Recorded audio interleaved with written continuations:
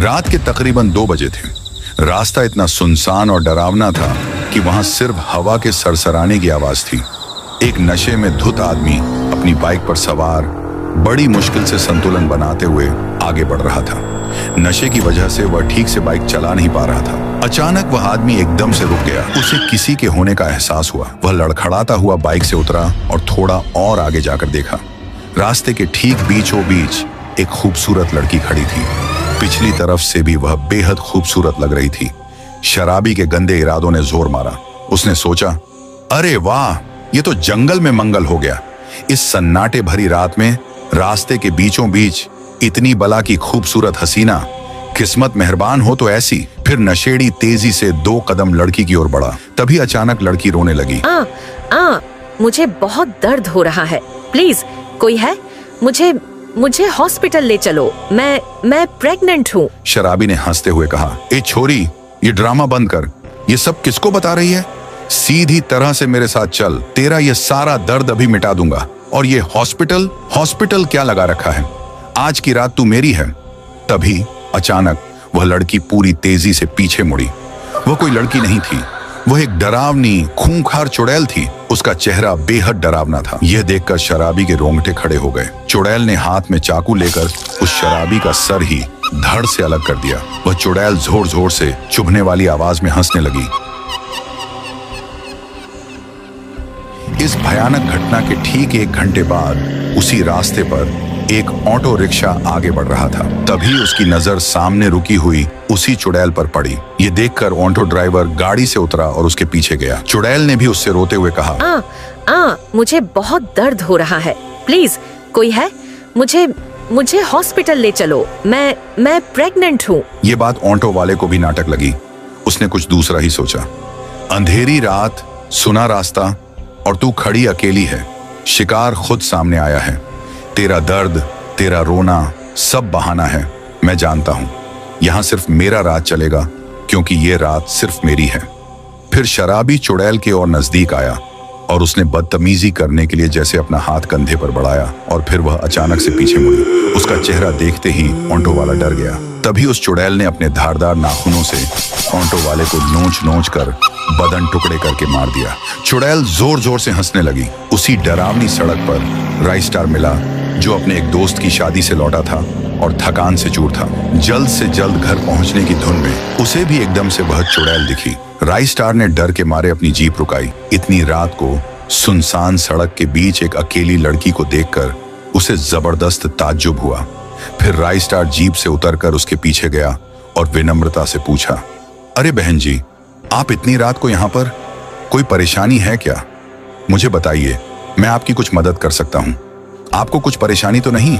उसकी यह नेक आवाज सुनकर चुड़ैल पलक झपकते ही उसने अपना चेहरा डरावनी चुड़ैल से बदलकर एक खूबसूरत चेहरा बना लिया। फिर वह पीछे मुड़ी और रोते हुए, मेरा 9वां महीना चल रहा है, मैं प्रेग्नेंट हूँ, प्लीज मुझे हॉस्पिटल ले चलो। राइस्टार नेक था, उसने तुरंत हाँ कर दिया। अरे हाँ, क्यों नहीं, चलो, हॉस्पिटल यही नजदीकी होगा, जल्दी करो, तुम मेरी गाड़ी में बैठो। जैसे ही चुड़ैल जाकर जीप में बैठी, राइस्टार भी ड्राइवर सीट पर बैठ गया। उसने सीधा अपनी जीप को नजदीक के गांव की तरफ मोड़ लिया और तेजी से आगे बढ़ता रहा। राइस्टार को पता था कि डिलीवरी कभी भी हो सकती है, इसीलिए उसे जल्द से जल्द अस्पताल पहुंचना था। चुड़ैल दर्द के मारे चीख रही थी और राइस्टार एक सच्चे हमदर्द की तरह उसे धीरज देते हुए गाड़ी चला रहा था। कुछ देर बाद राइस्टार ने अपनी जीप को एक बड़े से अस्पताल के दरवाजे पर रोका। वह फौरन जीप से उतरा और डॉक्टर को बुलाने के लिए तेजी से अस्पताल के अंदर भागा। कुछ ही पलों में राइस्टार एक डॉक्टर को साथ लेकर नीचे, पर जैसे ही उसकी नजर जीप के अंदर पड़ी, वह दंग रह गया। पिछली सीटें पूरी तरह खाली थीं। वह लड़की यानी चुड़ैल वहां नहीं थी। राइस्टार ने एक पल के लिए खुद को संभाला। जल्दी से डॉक्टर से कहा, डॉक्टर, शायद आपके कर्मचारियों ने उसे ले लिया होगा। चलिए हम ऊपर जाकर देखते हैं। इसके बाद दोनों तेजी से अस्पताल के ऊपर की ओर भागे। राइस्टार ने पूरा अस्पताल छान मारा। काफी तलाशी और ढूंढा ढांडी के बाद भी वह लड़की कहीं नहीं मिली। तब डॉक्टर ने गहरी चिंता के साथ राइस्टार से पूछा, सर, क्या वह आपकी पत्नी थी? राइस्टार ने जवाब दिया, जी नहीं, वह सड़क किनारे रोते हुए मिली थी। उसने मुझसे कहा कि मेरा 9वां महीना है, मुझे दर्द हो रहा है, मैं प्रेग्नेंट हूँ। मुझे उसकी हालत का अंदाजा आ गया, इसलिए मैंने उसे अपनी गाड़ी में लिया और अस्पताल ले आया। फिर डॉक्टर मुस्कान के साथ बोला, मतलब आपका भी सामना हो गया। राइस्टार चौंक गया और कहा, तुम कहना क्या चाहते हो? डॉक्टर ने धीरे से कहा, प्रेग्नेंट लेडी की यह कहानी यहाँ का बच्चा बच्चा जानता है। अगर आप इन बातों पर यकीन नहीं करते तो मैं आपको डराऊंगा नहीं, पर आपसे पहले भी कई राहगीर उस महिला को हमारे अस्पताल लेकर आने का दावा करते हैं। वैसे आपको जाना कहाँ था? यह सुनकर राइस्टार के पैरों तले जमीन खिसक गई। उसने हकलाते हुए कहा, मुझे जाना तो कहीं और था, पर उसे अस्पताल पहुंचाने के लिए इस रास्ते पर आ गया। अब मैं चला हूं। इतना कहकर राइस्टार तुरंत अपनी गाड़ी में बैठा और दोबारा अपनी मंजिल की तरफ जाने लगा। सड़क से गुजरते हुए वह एक चौराहे के पास पहुंचा। ये वही चौराहा था जहां से मुड़कर उसे दूसरी तरफ जाना था, पर उस महिला की वजह से उसे गांव के रास्ते पर आना पड़ा था। राइस्टार ने आगे की तरफ चलना शुरू किया। चलते चलते उसके मन में कई सवाल आ रहे थे। कौन होगी वो औरत? जाने दो, इतना क्या सोचना है। और तभी राइस्टार को एक लंबे और बड़े ट्रैफिक जाम का सामना करना पड़ा। राइस्टार ने यू टर्न लेने के लिए स्टीयरिंग घुमाई और पीछे देखने के लिए नजर डाली। एक खून से लथपथ वही लड़की उसकी गाड़ी की पिछली सीट पर बैठी उसे घूरे जा रही थी। वह डरावना दृश्य देखकर उसके रोंगटे खड़े हो गए। राइस्टार झट से नीचे उतरा और दूर हट गया। उसकी हिम्मत नहीं हो रही थी कि वह पिछली सीट पर अंदर देखे। खुद को कांपते हुए संभालते हुए उसने किसी तरह पिछली सीट पर नजर घुमाई, पर वहां कोई नहीं था। तभी अचानक एक हॉर्न पीछे से बजा और एक कार तेजी से पीछे से निकल गई। जो कुछ भी हो रहा था सब उसकी कल्पना से परे था, पर आज यह सब देखकर उसे गहरा डर लगने लगा था। बिना कुछ सोचे वह फिर से गाड़ी में बैठा और वहां से पूरी रफ्तार से निकल गया। अगले दिन राइस्टार ऑफिस में बैठा जरूर था, पर उसका ध्यान कहीं और था। उसके आसपास सब अपने अपने काम में मशगूल थे, पर उसके दिमाग में कल रात की वो डरावनी घटना घर करके बैठी हुई थी। उसे इस तरह खामोश और गुमसुम बैठा देखकर उसकी एक सहकर्मी राधिका, जो राइस्टार को पसंद करती थी, राइस्टार के पास आई और कहने लगी, हेलो, क्या सोच रहे हो? उसकी बात सुनकर राइस्टार अपने ख्यालों से बाहर आया और कहा, अरे राधिका, तुम? हाँ, बोलो ना, क्या काम था? राधिका बोली, सुबह से ना हाय हेलो किया, ना एक बार भी पीछे मुड़कर देखा, बस गुमसुम से बैठे हुए हो। कोई और मिल गई है क्या? राइस्टार ने बोला, क्या कुछ भी बोलती रहती हो, बोलो ना क्या बात है। राधिका ने बताया, कल घर में पूजा है, सबको बता दिया है, तुम्हें भी आना होगा। और वैसे भी कल छुट्टी है तो कोई बहाने नहीं चलेंगे। राइस्टार अभी भी कुछ सोच रहा था। उसका ध्यान बिल्कुल भी राधिका की तरफ नहीं था। और फिर तभी अचानक ऑफिस के सारे लाइट बंद हो गए। लोग काम करते करते गायब हो गए। राइस्टार को कुछ समझ में नहीं आ रहा था। वह धीरे धीरे डरते हुए आगे बढ़ा। उसके मन में कई सवाल थे। लोग कहाँ गए? अचानक लाइट कैसे बंद हो गई? राइस्टार ने ऊपर देखा तो एक ट्यूब लाइट बंद चालू हो रहा था। राइस्टार दरवाजे की तरफ बढ़ा, तभी अचानक वह लड़की प्रकट हो गई। राइस्टार कांपते हुए बोला, तुम यहाँ? तुम वही हो ना? और तभी एकदम से वह गायब हो गई। राइस्टार ने पीछे देखा तो वह वहां थी और तुरंत गायब हो गई। राइस्टार के रोंगटे खड़े हो गए। उसने जैसे ही पीछे मुड़ा तो वह लड़की राइस्टार के पास भागते हुए आ रही थी, पर उसको जल्द ही एहसास हुआ कि वह बस सपना देख रहा है। राधिका बोली, अरे क्या हुआ? कब से कहाँ खोए हुए हो? क्या हुआ? अब बताओ भी।